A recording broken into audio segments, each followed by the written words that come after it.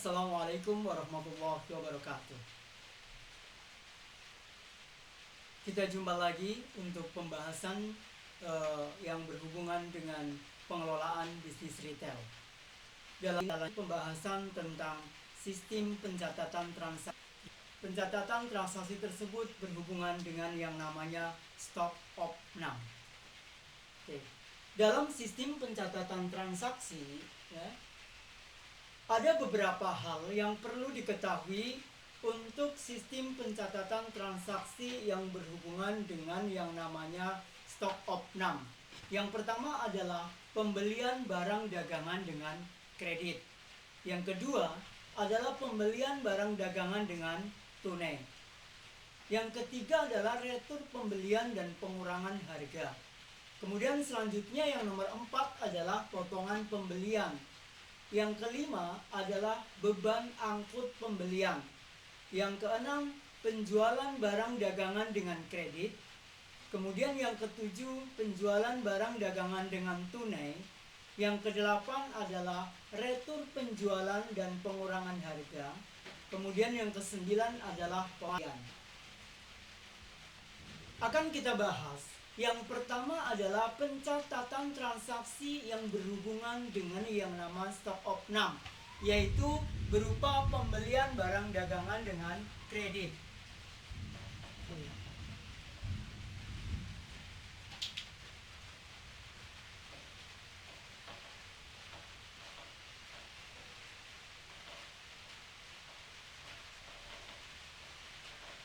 Oke.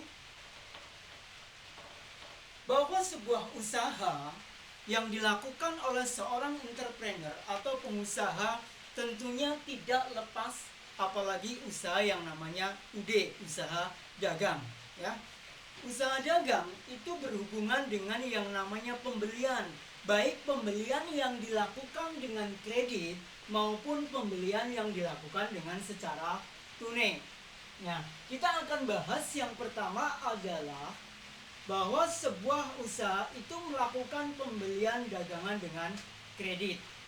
Oke, contohnya kita langsung kepada prakteknya, ya.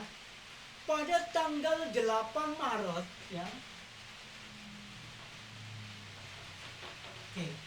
Pada tanggal 8 Maret, 8 bulan 3. Oke.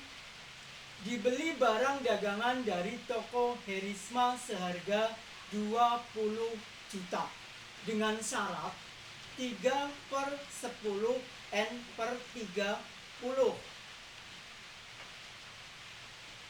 Dengan demikian, ya, biasanya kalau pembelian yang dilakukan secara kredit itu memang ada beberapa ketentuan atau syarat. Di sini menyebutkan syaratnya adalah 3/10 N/30. Artinya, ya, apabila dibayar, ya, dari tanggal transaksi sampai dengan 10 hari ke belakang, maka akan mendapatkan potongan sejumlah 3%. Dan pembelian secara kredit ini maksimal dibayar adalah tanggal 30 atau N/30. Di sana disebutkan bahwa tanggal 8 Maret, ya, dibeli barang dagangan dari toko Herisma seharga 20 juta.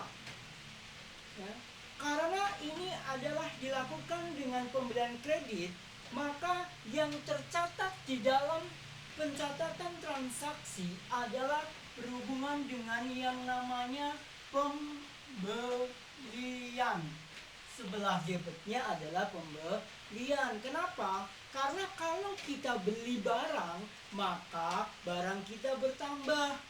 Nah, kalau barang bertambah, pembeliannya berarti di sebelah debitnya bertambah. Sebesar berapa? 20 juta.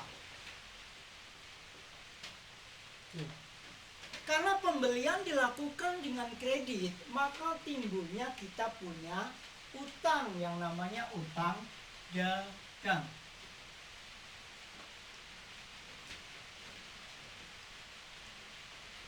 Utang bertambah itu di sebelah kredit. ya, artinya kita utangnya bertambah karena pembelian dilakukan secara kredit 20 juta.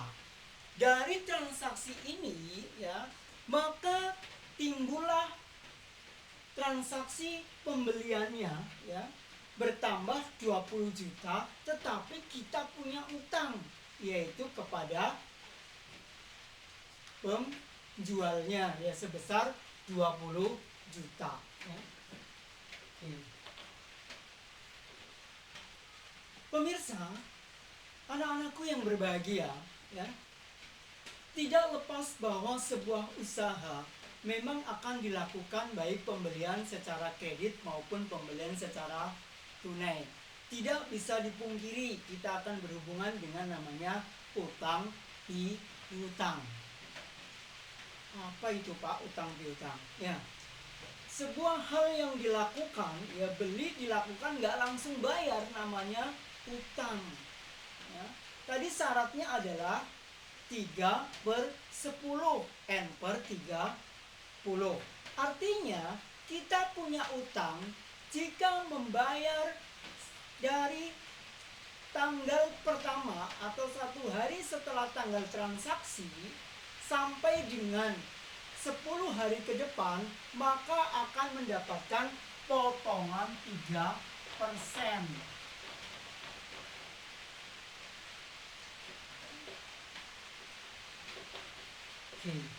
Artinya apa? Jika membayar lancar ya, maka akan diberikan potongan dari pihak penjual.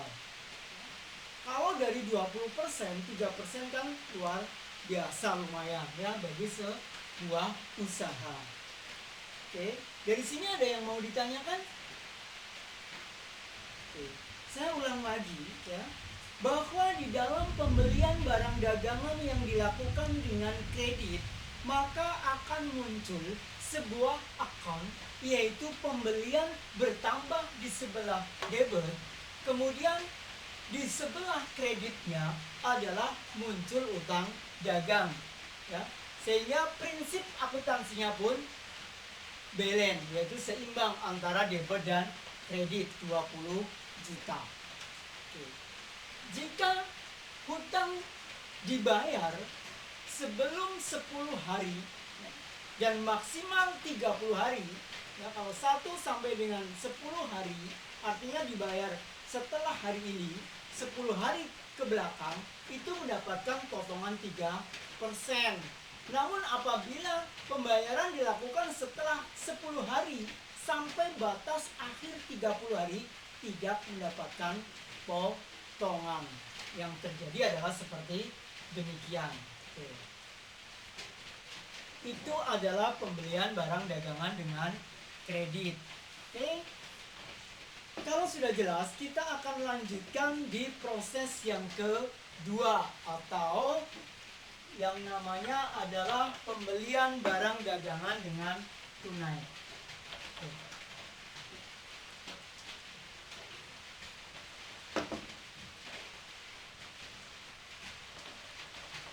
Kalau pembelian barang yang dilakukan dengan tunai pasti tidak akan menimbulkan sesuatu di belakangnya karena langsung dibayar pada saat itu ya. Jadi tidak ada kewajiban untuk membayar setelah terjadi pembelian karena langsung dibayarkan dan tidak timbulnya adanya utang piutang ya. Contoh, kita langsung pada contoh. Pada tanggal 9 Maret dibeli barang dagangan dari toko Yuda seharga 15 juta. Ya, karena pembelian dilakukan dengan cara tunai, maka pada tanggal 9 Maret ya, berarti muncullah yang namanya akun pembelian. Oke, akun pembelian bertambah di sebelah debit sebesar 15 juta. Karena pembelian dilakukan dengan tunai, kita beli nih ya, tapi langsung bayar. Ada uang nggak yang dikeluarkan? Ada Pak ya. Berarti duit kita berkurang. Kalau duit kita berkurang, maka kasnya berkurang. kurang di sebelah kredit. Oke, 15 juta. Oke. Kalau pembelian yang dilakukan secara tunai biasanya tidak ada syarat-syarat pembayaran karena pada saat itu juga pembeliannya adalah langsung lunas karena dibayar secara tunai.